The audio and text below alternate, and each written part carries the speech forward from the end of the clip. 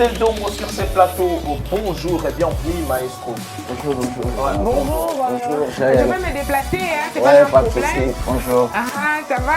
Oui, ça va très bien. Ok. Les gens ont eu grâce à vous dans le pays. On te vend d'accord des fois.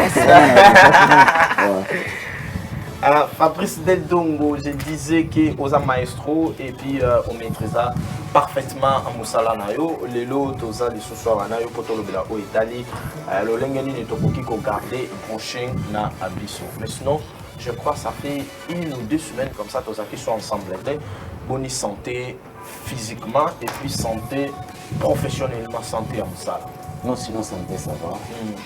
Ça fait 2 semaines où tout mon invité avait fait vraiment déplacement qui là qui moi Mboka là d'abord ok pour renouveler ba plan non na décembre na zana petit dia ozonga na et pas na biso la famille en fait voilà pourquoi moi absence na il y a 2 semaines ils allaient vraiment remarquable beaucoup de famille bien aussi qui va monter bien ouais famille baza bien baza na bango toujours bien parce que tout cela là. Mais comment on a bango physiquement parce qu'il y a certaines choses qui se passent et puis dans le téléphone bon le batté mais de vivre c'est important. C'est bazar bien.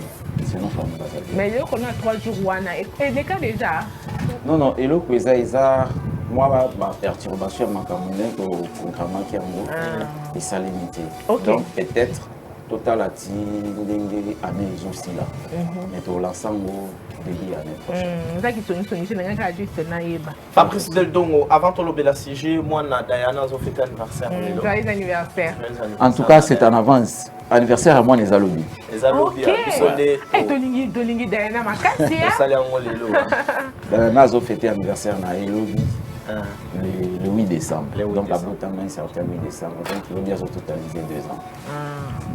Voilà, nabaki toko solana yo o et talibon ngolo lengeni ni toko ki ko battre la prochaine. D'abord ko ki ko expliquer à téléspectateurs baza ko landa biso na moment yo prochaine ezali. Prochaine surtout et pas surtout maman parce qu'on a terre moi na yo peut-être au moins que madame asi avait été là au pays au boucanate na zolo bananga ngo mais na zo maîtriser madame non te tantine. Voilà. Donc prochaine c'est juste et l'autre ça là na bâtissage kabelo parce que tissage kabelo ndenge ya ka de nature ils allaient vraiment souple pour tisser ka bongo et puis au bimi au sentir qu'ils a vraiment un aspect à bien et puis et on allait vraiment bien comme cheveux naturels alors tu as intervenir dans prochain on a juste mouvement et puis discipline tu as discipliner tissage on a prouvé que l'air oiseau tambour là ils allaient en mouvement et puis ça quand même moi image à bien. Voilà, Fabrice Del Dongo, et puis ça quand même image à bien. Est-ce que c'est quelque chose où tu as koloba ke kobongisa tissage nengo sala kango c'est quelque chose où va nous sala tous les jours ou c'est après quelques temps? Non, ça dépend. Tout ça la kango dans salon directement l'air qui vient tailler dès le premier jour tout ça du coaching. Mais durée nango ezala pratiquement 2 semaines. 2 semaines. Donc 2 semaines après Néo. Ouais, 2 semaines après on doit obligé à oser la salon pour ça la renouvellement et approcher là. Mais il arrive aussi ceux qui a zone ndaku azani moyen à bomisango donc peut aussi tu arriver qui le même jour. Tout le monde a terme technique, tout ça a un terme normal. Donc brushing est là le cola kobongisa kaka souki déjà. Comme ça et comme vraiment souple. Donc couper sans forme ya couper sans forme ya sika pour qui a la bien. Alors ceux qui me poussent soit qui nanda pour embellir baie bakasiko pour entretenir en mode parce que des fois ils ont des difficultés de se faire tout ça en parce que un artiste là aussi ça la art une fois il était années que tu on a marché alors et ça l'a fait plaisir et à pour moi on a l'air qui vient d'ailleurs pour sentir que non moi peut-être à pour les qu'on en vélo dans l'imitation beauté y a voilà à pour les cailloux dans zéla au talier peut-être dans la musique on comprend que non à battre le tissage n'arrive bien donc jusqu'à présent art nanga ils ont toujours dans le marché, mais tout ça comme on a connu là.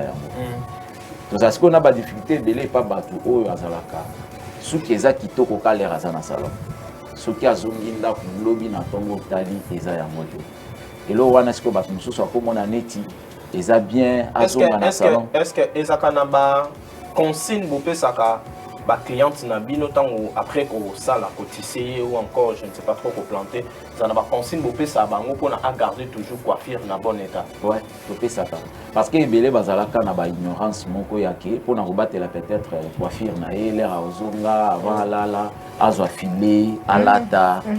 Ce n'est pas aussi évident ya ko garder coiffure na kati ya ba filet parce que filet ezala na madusu.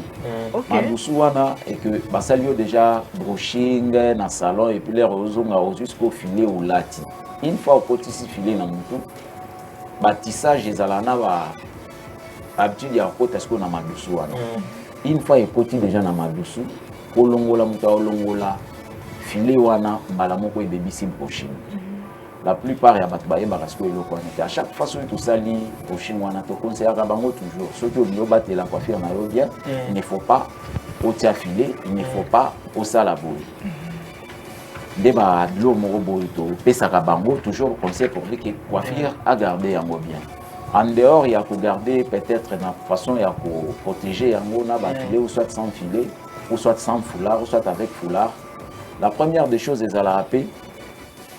L'air qui vient à Zozonga Nandaku, na tongo avant abima.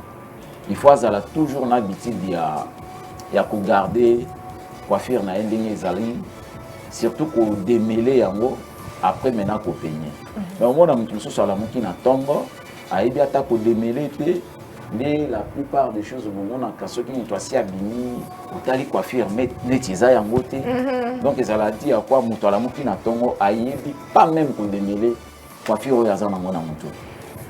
Alors, ça s'apprend aussi pendant que Zako Bongisei, parce que autre de valer le Komunkawa, pour Missou c'est la au Talifi à Outi Sanobi, oh vraiment basali brushing bien té.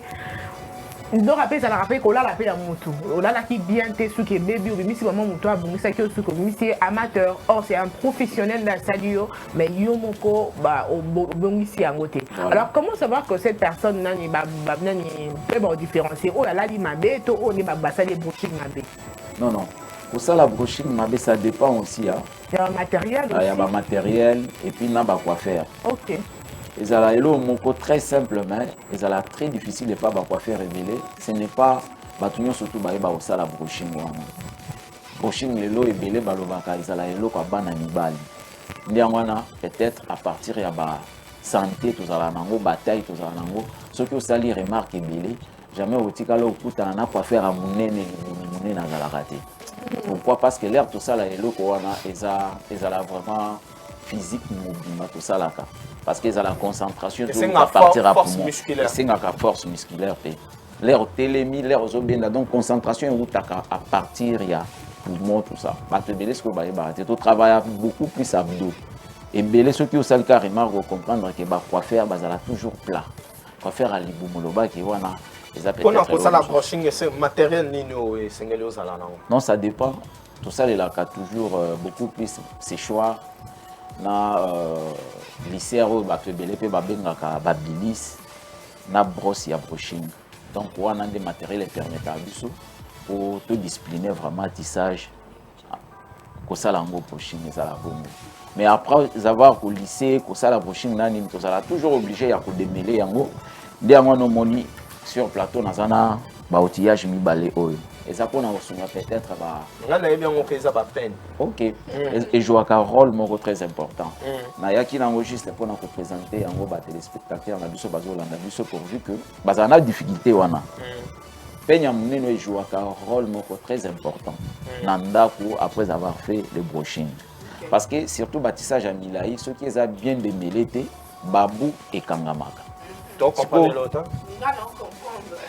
Mais j'ai la seule comprendre. Les téléspectateurs ont besoin de babou. Non, babou, c'est-à-dire pour la bonne compréhension, si tu me permets de dire Makila, babou, et lorsque vous avez peigné sous la salité est tikalaka. Ouais. Il y a un babou. Ce que l'on voit, il y a un bien pour Kanama. Dès que tu es dans la soupe qui est mêlée, donc il faut entretenir un mot pour éviter aussi babou. Voilà. À partir il y a des méloirs oyo, il y a des permettre à ce que babou en ezalate. Chaque matin les oiseaux la mukana tongo avant abima, a eu des méloirs à démêler nango. Après que démêler na des méloirs ndé à la nisna peigne ya muke. la plupart ya bato azala siko na ndako avant salela demi-loire asaleli peigne oyo. Au cas contraire l'air ozo banda déjà na oyo nde yango wana l'air ozo kotisa oyo kazo kangama na suki. En plus l'air ozo forcer au moins na batissage ezo tikala na peigne. Encore ozo kena ko perdre déjà ba densité ya tissage na yo par rapport ya ko forcer ozo forcer. Mais ceux qui ont ligné à la souple au bandina demi-loire après au landisi na peigne muke wana au moins quand même ki ata ceux qui ont mis salon te ozo garder quand même moi forme ya brushing au basala ki yo na salon. Et ça prend combien de temps pour nous construire un brushing normalement ça nous prend 15-20 minutes. 15 à 20 minutes. Ouais, 15 à 20 minutes. Et ce qui appelle brushing, c'est-à-dire bâtissa qui côté moussou soyez pas non ça brushing, c'est faisable aussi. Oui, c'est faisable. Mais peut-être résultat brushing a bon aussi qu'on a au sala parce que art na yo ezaka art na yo. Bat moussou bazala siko on a dit ya Nievo, bâtissez une place, monsieur, le la faveur, ça la brushing bien. Après qu'il sala on a parce que peut-être prier, baza cher, bon. Mais côté Askendaki, art peut-être ça bien dit. Mais l'air azoya, il y a profité de ce intérêt naé. Nous en tant qu'artiste, l'air Nathalie na lebi ah oh on a au sala pour nous satisfaire ba image à bon ils à la paix sous moi passe na zongo ata na téléphone na quand on ta photo parce que na bi que non eza art na ngate mais ngana bakisi ta ba compliment mon logo ici. Ils ont vraiment moins de difficulté communiquer. Voilà, merci à vous Fabrice. On a compris c'est quoi les brushing et comment garder yango. Quand est-ce qu'il faudra qu'on sala yango, de comprendre combien de minutes et 5 et puis de comprendre que c'est une force musculaire et on a mon Fabrice en nyonso. Moi tourne en gymnase. Voilà. Yo moko.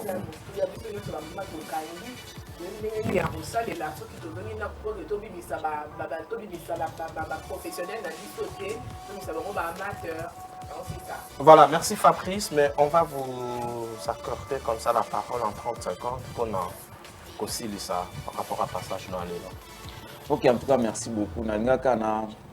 Na pesa ba client na biso fidèle au balanga biso toujours ba le café parce que ça la misala. Vous êtes déjà na fin de l'année. Oyo to komi okena ko clôturer na ba art tout et beta marqué à partir du mois de janvier. Sinon den to komi na décembre. Donc va profiter parce que l'art to kota 2022 to binsa ba art ya sika ou peut-être batika la ko mona na marché té ezate que to komi ça. Nga personnellement qui ont travaillé sur ça. Donc à partir de 2022, on va remarquer peut-être moi changement par rapport à coiffure na quoi porter les bangos. Et surtout pour rappeler que bango adresse na biso toujours au bâtiment surtout Bayebi sur le 24 novembre, tout justement à niveau ya rail, précisément en diagonale il y a Académie des Beaux-Arts et aussi station Ariana. Bah toute la place wana ba komi salon Bilisida et pas madame Marie-Claire Makaji des places Fabrice Alizo Sala Musala et aussi on a profité pour passer numéro dans le téléphone c'est plus 243 9 70 21 10 10 plus 243 9 70 21 10 10. Merci Nayo Fabrice Deltongo, merci également à madame Marie-Claire Makaji. Merci. Merci à